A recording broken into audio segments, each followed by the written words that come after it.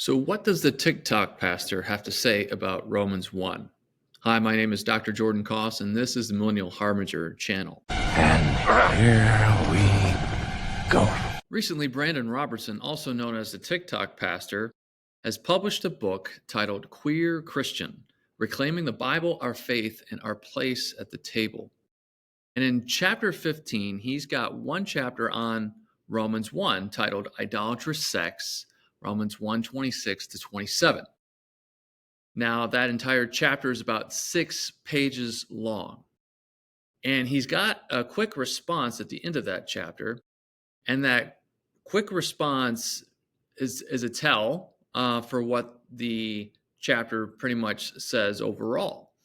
And Brandon Robertson takes the excessive lust view, much like that of Matthew Vines. We made a video of Matthew Vines's chapter on Romans 1 from the second edition of his God and the Gay Christian not too long ago. So you can go back and look at that one to kind of get a fuller, perhaps, response on the excessive lust view of Matthew Vines.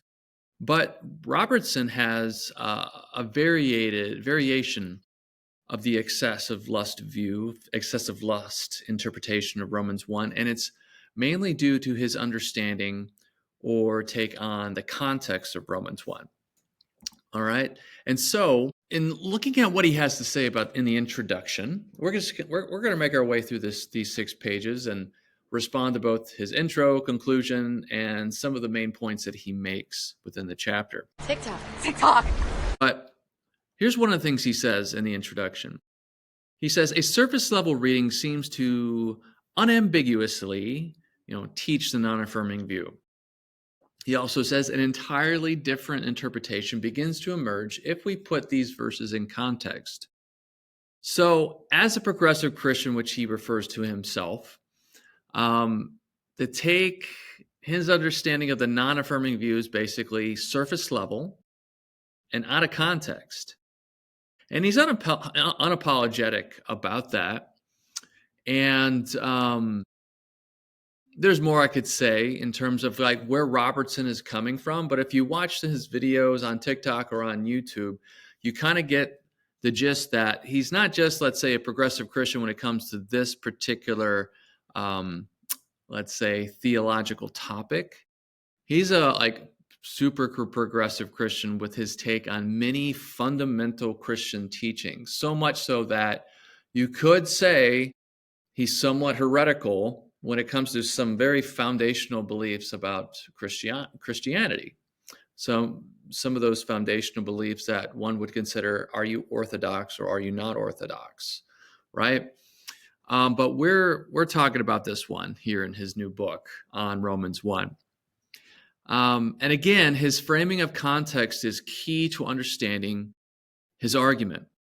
Now, I'm a little tired of this whole subject.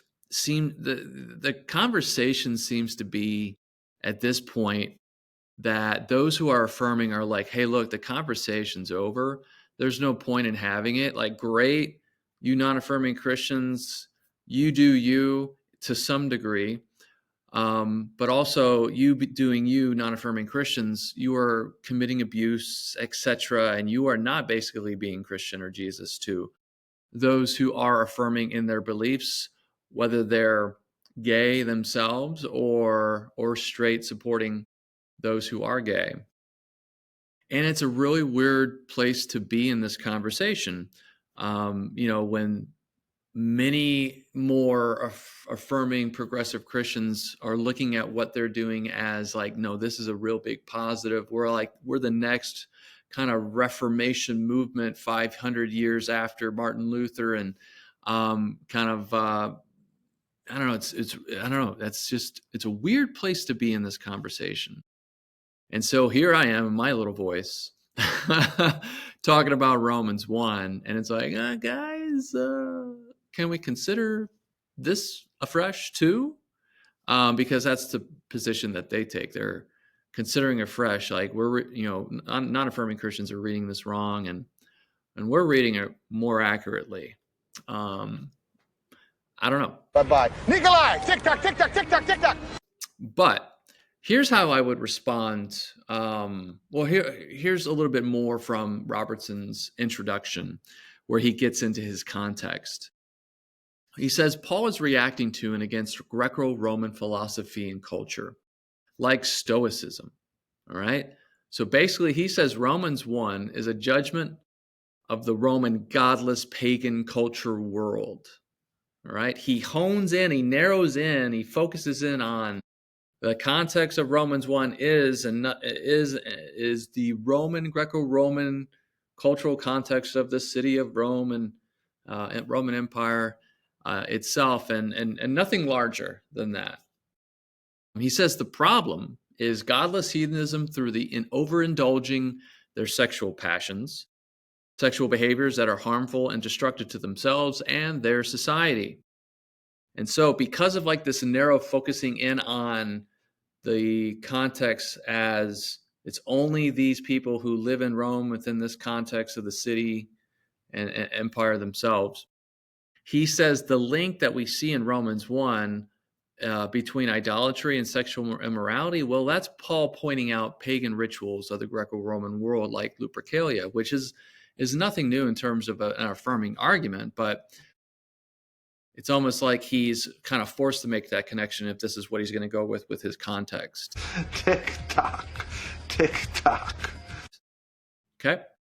Well, how does one respond to that introduction, those introductory comments? It's definitely especially about context. Well, Robertson doesn't hold to the Gentile-only view.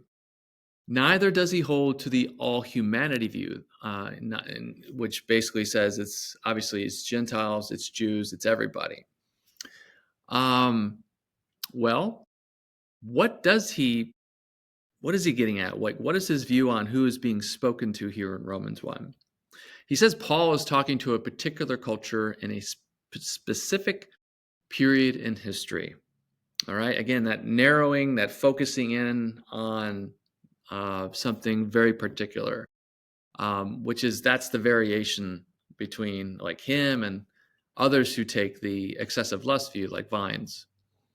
So in essence, he says it's just these Jewish and Gentile Greco-Roman Christians in Rome only, right? That are being addressed here in Romans 1. But it's questionable. Why is it questionable? Well, the majority of scholars don't land here in terms of this framing of context. Majority of scholars are either Gentile only or all humanity. But this is a little bit different and therefore a little bit questionable. He is getting his PhD, I believe, at Drew University right now in queer theology. But again, this framing of context is one of the issues that I am bringing up right now, in terms of his take on Romans 1. Okay. He, throughout the chapter, offers like 4 kind of like main points in terms of getting at why he doesn't think Paul is speaking to all same-sex sexual relationships with what he says in Romans 1. And this one's related to context. We're going to start with number 3. And so number 3 says, we need to resist the urge to universalize Paul's words in Romans 1. He says, this is essential. I would think it would be essential if you want to argue an affirming reading of Romans 1, in order to not universalize who Paul is addressing here in this passage. He says this, or I say, again, this follows his narrow framing of context. And under this particular point, he specifically mentions pederasty, which he says is a perversion of the created order, not how sex was intended to be used or gender to be expressed. And that's a very objective statement in terms of sexual expression based upon the many positions that he wants to take and the liberties that he wants to take with Scripture, like what is binding still and what is not binding. I don't know how he was able to write a book, because he's so kind of subjective, it seems, with where he's at with understanding Scripture, and again, many of the foundational beliefs, tenets, and such with Christianity. But here we are. He wrote a book, and he's making a lot of objective claims that, if we took his own perspective on theology, um, doesn't align with that, it would seem. But we just did a video on Robert Jewett, right? And his shorter commentary, which was supposed to summarize his Hermenia commentary from a few years ago. Robert Jewett himself, who is, particularly when it comes to Romans commentaries, his is like considered one of the best. He takes the all humanity view, right? He says the problem Paul's addressing in Romans 1 is a universal and inclusive problem. And so right there, you have one of the more prominent commentators on Romans 1 disagreeing with Robertson here. And again, he might just be like, oh, well, that's fine, and go on his merry way, because it's like you can have multiple readings, whatever. But still, if you want to be in the scholarly academic world, you got to talk about that. Like, why is your view on context different than the majority of scholars and their takes, including Robert Jewett? Another thing here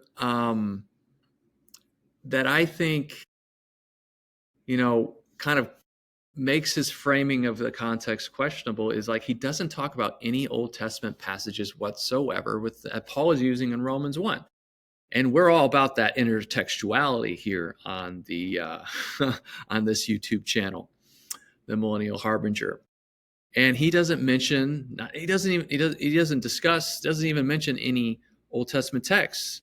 And I'm both surprised, I'm disappointed, but that's how he kind of gets at where he gets at with his context. If you're going to ignore the Old Testament and intertestamental literature, then you can get to a place where he got to in terms of how he frames the context. But he misses the Jewish context as a result. But again, does he care about that? I don't know. It's hard to peg him, because it seems like whoever he talks to that takes the opposing view to him, I don't know, he's very move the goalposty-ish. So I don't know. But this, I think, is an issue. He wants to resist the urge to universalize, where Robert Jewett is, no, it's a universal inclusive problem for all same-sex sexual relations. And he says anybody who wants to believe otherwise, well, they're basing that take on assumptions and not objective textual evidence. And that's an affirming scholar himself saying that. TikTok. TikTok indeed. Okay, so here's another one of the 4 points he makes. Number one, going backwards in reverse to number one. He says Paul ties same-sex sexual behavior and sexual excess to idolatry. Okay, so he says, as a result of him making this point, this excludes any people in same-sex relationships who also happen to worship the one true God, Yahweh. So if you're gay, if you're in a same-sex sexual relationship and you're worshiping Yahweh, you're good. So if you're faithful queer Jews, faithful queer Christians, you're good, you're okay. Again, the problem is, outside of not looking at the Old Testament, intertestamental literature and intertextuality going on here in this passage, leading you to frame it this way, and just seeing the Greco-Roman context there in the city, and therefore the link between idolatry and sexual immorality being the pagan rituals of the Romans, like Lupercalia, sure, you can make this observation, but I think, again, it's wrong. His narrow contextual framing leads him to this conclusion. You're not discussing Deuteronomy 4 or Psalm 106 and other passages. This is not just a Roman idolatry problem that's referenced here, but a human Gentile Israelite idolatry problem, which idolatry is proposed from the very beginning of Scripture in Genesis 1 as the problem of humanity leading to all other problems of humanity, you could say. And that's just not me saying that. That's many other biblical scholars saying that, including, let's say, even the Bible Project, talks about idolatry this way. Tick tock, tick tock. Okay. So number 2, the third of 4 points, sex being described here is the result of people's uncontrollable sexual desire instead of love. So basically, it's a problem if it's sexual expression due to lust, but not love. So he says, this is describing a particular kind of same-sex sexual behavior, all manifestations of sex that are a result of people being inflamed with lust for one another, such as pederasty, and slaves, like having sex with your slaves, that kind of power dynamic kind of sexual relationship, and one that we also see in prostitution as well. But Jewett said this dichotomy is simply a wrong assumption. Once again, nothing in the text warrants this implication, because he says we can totally imply that this is what Paul is referring to.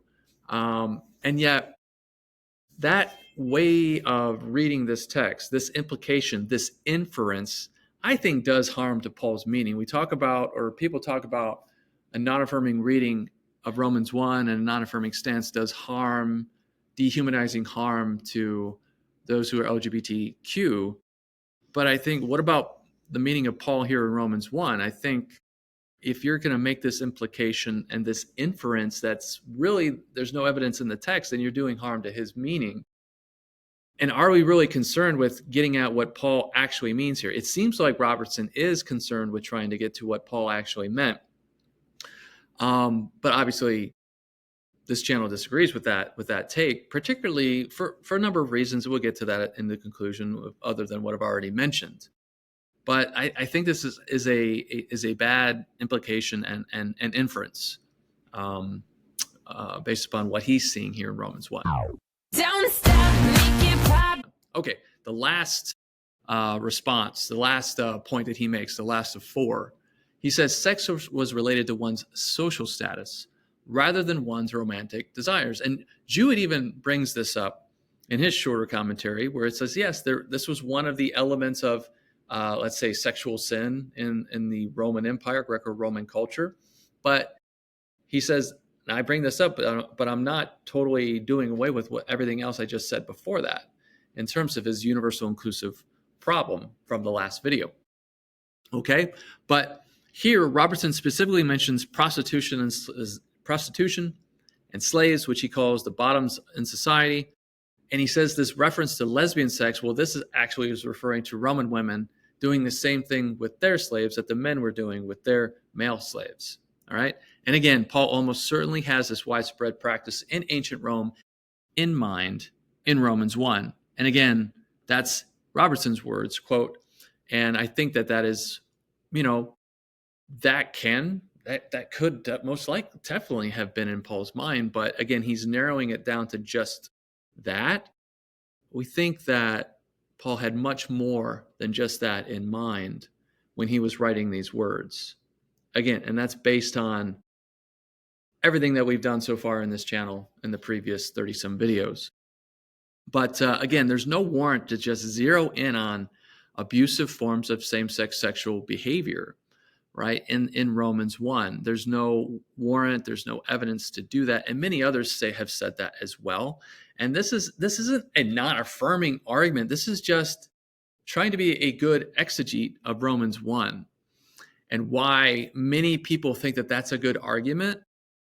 I still haven't got to the place of understanding why that is such a big argument for those who are affirming and those who give affirming readings of Romans 1, because it's like, where is it, guys? Where's the textual evidence to kind of get there? Because I don't see it, and many others don't see it as well.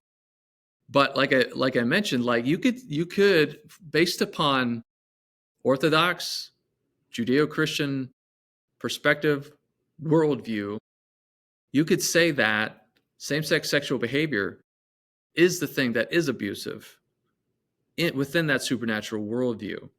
All right? It's not just, yes, abusive forms of sexual behavior are sin. But again, the non-affirming take is all forms of same-sex sexual behavior, that is, same-sex sexual behavior, are abusive and dehumanizing in the overall Judeo-Christian worldview that we see being brought before us in Scripture. Some people might take offense to that, but I think, like I've been arguing throughout all of these videos on this channel, that when we re-enchant our understanding using Michael Heiser's Deuteronomy 32 worldview, that we can actually see how dehumanizing and abusive these non-creational forms of sex are to one another, no matter how much we may think that it's not. But I'm getting too far ahead of myself. Here's how he ends the chapter. So this is a variation, once again, of the excessive lust take. That variation is based upon his framing of the context, which is like Greco-Roman only. And one way of summarizing in a pithy little brief statement, the excessive lust take is lust, not love. If it's a loving, consensual, committed relationship, same-sex sexual relationship, it's good. But if it's based on this concept of lust that he is expounding on in his chapter, then it's bad. It's unnatural. So abusive forms of same-sex sexual behavior due to lust, unnatural. Loving, consensual, committed relationships, same-sex sexual relationships, natural and good. All right, so that's his take. He says something that can't be said of consensual same-sex sexual relationships, which he's referring to here in Romans 1. No moral, physical, or spiritual harm comes from two people of the same gender expressing love for each other, not referring to, and again, moving forward, not referring to consensual love between two people. I don't know. It really feels like he's taking that assumption into the text. In my mind, that's just kind of where I'm at. It just feels like he's imposing that upon Romans 1 based upon, again, other decisions that he's made before getting to Romans 1 than actually getting that from Romans 1 itself. But again, how he concludes the chapter, some more, a few examples he says in Greco-Roman literature, there's a few examples of consensual committed same-sex sexual relations, but they were not widespread. And again, that's a very affirming argument. Others have made it to where it's like, hey guys, it's no surprise there were committed same-sex sexual relations in the Greco-Roman world. And you guys are kind of downplaying that to make this argument. And I think that is kind of the case. I'm like, nothing's new under the sun. Right? But this is one of the things he says. And he goes on, he says, we have no evidence in Romans 1. This is not me. This is Robertson. We have no evidence in Romans 1 or in the rest of the New Testament that Paul had these kind of relationships in mind. That is, loving, consensual, committed, same-sex sexual relations. That's a strong statement. That's a strong objective statement. And for a guy who doesn't want to be very objective and wants to feel like a little very subjective in terms of his progressive take on Christianity, that's a strong statement and stance to make. But again, his quick response at the end of the chapter is this. Here's the full quote. Paul condemns same-sex sexual relations as a result of idolatry and abuse as unnatural in Romans 1, not loving consensual same-sex relations. So if he's like, if somebody approaches you and we're like, hey, Romans 1, that's why homosexuality is wrong, say this to them. And again, Preston Sprinkle says the excessive lust view in his mind is the best like argument against the non-affirming view. And I don't think it is. I don't know. I just don't think it is. And I think there's a good response to the excessive lust reading. And I've already mentioned several of the things in this video and in the one we did with Matthew Vines' new edition of God and a Gay Christian. But here's a few final thoughts from me in terms of response. His Greco-Roman only over Jewish context emphasis results in, I think, a lot of big misses. Number one, the scope of the exchange handed over terminology from Psalm 106 and Paul's quotation of Deuteronomy 4, like it's the Old Testament allusions and references and quotes that helps us understand that the context that Paul is speaking to is broader than just his audience in Rome. Okay? And also, my throat's getting a little scratchy. I don't know why. Also, again, like I mentioned, this is a disenchanted reading. Excuse me. Especially a disenchanted take of Paul's use of handed over, which refers to, we argue here on this channel, referring to the rebellious Old Testament Elohim that Heiser talks about, that God handed everyone over to, the nations over to, after the Tower of Babel. And again, like, Robertson doesn't really even have a conversation within the chapter on these terms: exchanged, handed over, no Old Testament text, right? And therefore, he's emphasizing a few things and ignoring a whole lot of things that would totally like throw his take in like the whirlpool and question it, and cause him to have to rethink kind of his position on Romans 1. The lens of the foundational Enochian teleology of evil and Heiser's Deuteronomy 32 worldview is not even considered. It seems it's a chapter that's devoid of supernaturalism. It's devoid of the transcendent. It doesn't even bring into the picture so many things related to that kind of worldview. And it's disappointing. And I think that if he came into it with that lens, it would change some things in terms of how he saw the chapter. I don't know, maybe. I think so. Does TikTok by Kesha count? But how does one respond to, let's say, Robertson, or say an affirming scholar or Christian who proposes the excessive lust view, that proposes the answer that he gives, that quick response, that it's lust, not love, that Paul is condemning here in Romans 1, this excessive lust take? How does one do that? All right, especially based upon the Enochian teleology of evil and the Deuteronomy 32 worldview of Dr. Michael Heiser. Well, here's one way that you could do so. You could bring up the excessive lust that Paul has in mind when he writes these words in Romans 1, and that other New Testament writers had in mind when they wrote a lot of what they had to say. You could bring up the excessive lust of the watchers. It's the excessive lust of the watchers in Genesis 6 that instigated these parallel sinful human expressions and definitions of love today, which Paul draws on in his words in Romans 1. Why aren't we talking about the excessive lust of the watchers? Why have we disenchanted our reading of that story, which impacts so much of the rest of the biblical story that Dr. Michael Heiser has shown us really, really does play a huge part in how we understand Jesus and his mission, the church and its mission, so on and so forth. So many different stories. So maybe that's one way of responding to the excessive lust view, is like, how about we bring up the excessive lust of the watchers, right? And the consequences of what they did in Genesis 6 and how they kind of like rings throughout the rest of human history. So I don't know. I mean, I think that's one way of responding. I don't know if you'll get anywhere because, again, in no affirming article that I've found, I don't know. I don't want to, take too big of a step here, but in many commentaries, I mean, it's like this isn't part of the discussion when it comes to homosexuality, how to read Romans 1. And so it might be a moot point. Like, all right, you might just get that's a weird response to the excessive lust view, to this affirming argument. I don't know if you'll get anywhere.